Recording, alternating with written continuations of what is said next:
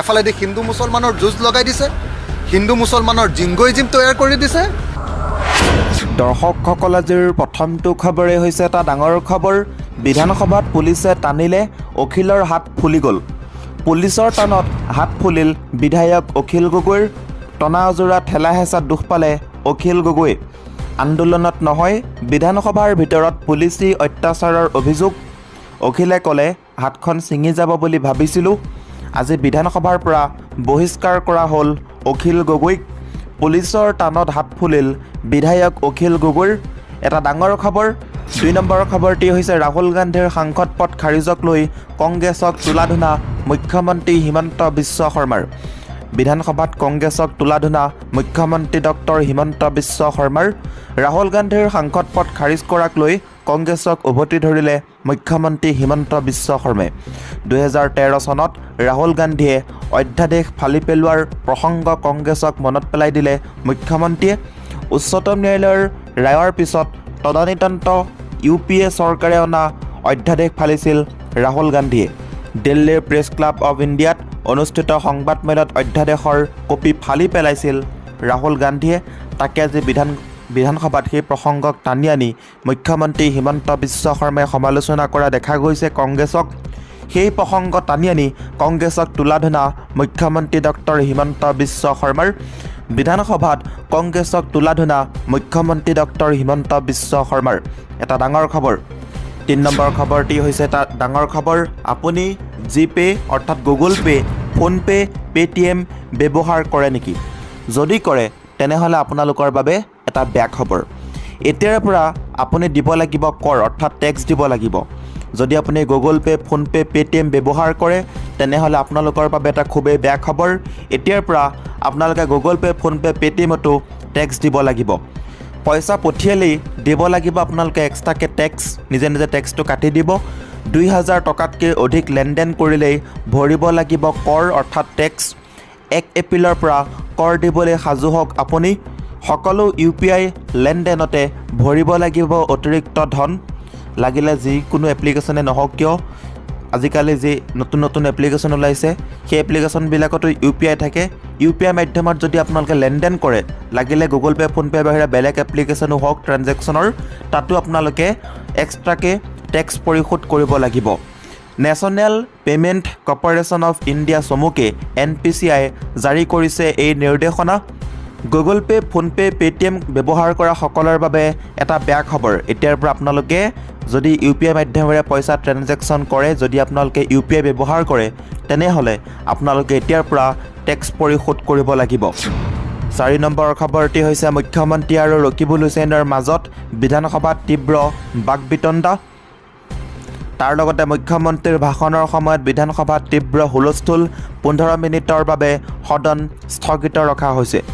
বিধানসভাৰ অধিৱেশনত মুখ্যমন্ত্ৰী হিমন্ত বিশ্ব শৰ্মাৰ ভাষণৰ সময়ত তীব্ৰ হুলস্থুলময় পৰিৱেশৰ সৃষ্টি হয়।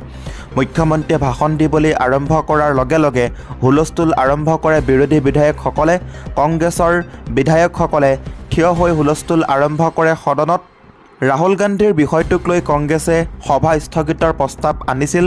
বিৰোধী দলপতি দেৱব্ৰত শইকীয়াই সভা স্থগিতৰ প্ৰস্তাৱ ৰাখিছিল। সংবিধান ৰক্ষাৰ শপত লোৱাৰ পিছতো সংবিধান ৰক্ষা হোৱা নাই বুলি অভিযোগ তুলিছিল কংগ্ৰেছে। ৰাহুল গান্ধীৰ সাংসদ পদ তৎকালে খাৰিজ কৰিলে কিয়, তাক লৈ আলোচনা বিচাৰিছিল বিৰোধীয়ে। দেৱব্ৰত শইকীয়াই কয়, ন্যায়পালিকাই যদি ভুলভাৱে কাম কৰে তেন্তে উচ্চতম ন্যায়ালয়ে হস্তক্ষেপ কৰে। দেশৰ প্ৰধানমন্ত্ৰীৰ বিৰুদ্ধে BBCয়ে ডকুমেণ্টৰী কৰাৰ বাবে অসম বিধানসভাৰ মজিয়াত চৰকাৰী পক্ষই সংকল্প প্ৰস্তাৱ আনিলে বিৰোধীৰ বিৰোধিতা সত্ত্বেও এতিয়া দেশৰ সংবিধান ৰক্ষাৰ বাবে সদনত আলোচনা হ'ব লাগে। ইয়াৰ পিছতে মুখ্যমন্ত্ৰী ডক্টৰ হিমন্ত বিশ্ব শৰ্মাই ভাষণ দিবলৈ উঠাৰ লগে লগে কংগ্ৰেছৰ বিধায়কসকলে হুলস্থুল আৰম্ভ কৰে। বিৰোধীৰ হুলস্থুলৰ প্ৰত্যুত্তৰ দি মুখ্যমন্ত্ৰীয়ে কয়, কালিৰ CLPতে হুলস্থুল কৰিম বুলি সিদ্ধান্ত লোৱা বুলি মই জানো। বিৰোধী দলপতিয়ে কথা কওঁতে মই মনে মনে আছিলোঁ। এতিয়া মই কওঁতে কিয় কৈ আছে? যদি হুলস্থুল কৰিম সিদ্ধান্ত লৈ আহিছে, কৰক নহ'লে বহক, এইবুলি এক প্ৰতিক্ৰিয়া প্ৰকাশ কৰিছে। হিমন্ত বিশ্ব শৰ্মাই। ইয়াৰ পিছতে ৰাহুল গান্ধী জিন্দাবাদ ধ্বনিৰে প্লে কাৰ্ড প্ৰদৰ্শন কৰি প্ৰতিবাদ কৰে কংগ্ৰেছৰ বিধায়কসকলে। ইফালে শাসকীয় পক্ষৰ মন্ত্ৰী বিধায়কে দিলে ভাৰত মাতা কী জয় ধ্বনি। সদনত তীব্ৰ হুলস্থুলীয়া পৰিৱেশৰ সৃষ্টি হোৱাত অধ্যক্ষই বাধা দি কয়, সদনত আন্দোলন নহয়, সদনত পোষ্টাৰ নহ'ব। কিন্তু অধ্যক্ষৰ বাধাকো আওকাণ কৰি চলি থাকিল হুলস্থুল। কংগ্ৰেছৰ বিধায়কসকলে ৰাহুল গান্ধী জিন্দাবাদ ধ্বনি দিয়াৰ বিপৰীতে শাসকীয় পক্ষৰ বিধায়কসকলে দিলে ৰাহুল গান্ধী মুৰ্দাবাদ, ৰাহুল গান্ধী হাই হাই ধ্বনি। ফলত 15 মিনিটৰ বাবে সদন স্থগিত ৰাখিবলগীয়া হয় অধ্যক্ষই। ইয়াৰ লগতে দৰ্শকসকল 6 নম্বৰ খবৰটি হৈছে জীৱনদায়িনী ঔষধৰ মূল্যবৃদ্ধিক লৈ অৱগত নহয় স্বাস্থ্যমন্ত্ৰী কেশৱ মহন্ত। বিজেপি চৰকাৰৰ মূল্যবৃদ্ধিৰ সিদ্ধান্তৰ বিৰুদ্ধে সৰব হৈছে বিৰোধী। ৰোগী অভিভাৱকৰ মূৰত মাধমাৰ, বৃদ্ধি পাব জীৱনদায়িনী ঔষধৰ মূল্য। 1 এপ্ৰিলৰ পৰা 12% বৃদ্ধি পাব ঔষধৰ মূল্য।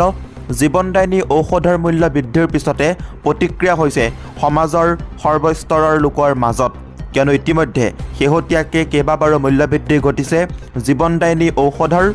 এই ক্ষেত্ৰত প্ৰতিক্ৰিয়া প্ৰকাশ বিৰোধীৰ। বিজেপি চৰকাৰৰ কাৰ্যকালত প্ৰতিবিধ সামগ্ৰীত মূল্যবৃদ্ধি, মূল্য নিয়ন্ত্ৰণৰ বাবে শাসনত অহা চৰকাৰৰ কাৰ্যকালত মূল্যবৃদ্ধিহে এক এজেণ্ডা হৈ পৰিছে। চৰকাৰৰ এনে মূল্যবৃদ্ধিৰ সিদ্ধান্ত বাতিলৰ দাবী ৰাইজৰ দলৰ বিধায়ক অখিল গগৈৰ।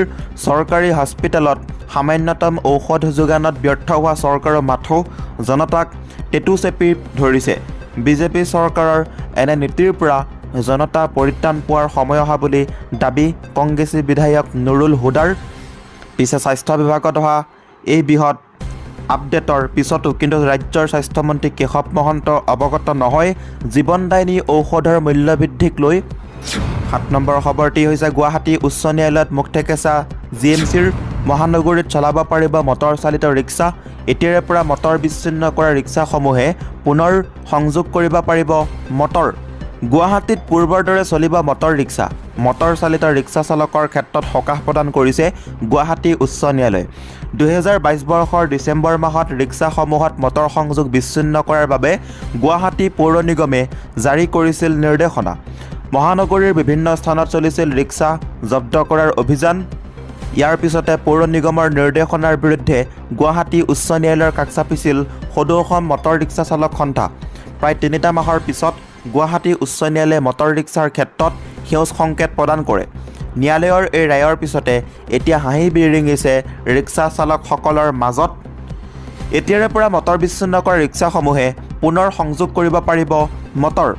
ৰিক্সা চালকসকলৰ বাবে এটা খুবেই গুৰুত্বপূৰ্ণ এটা ভাল খবৰ।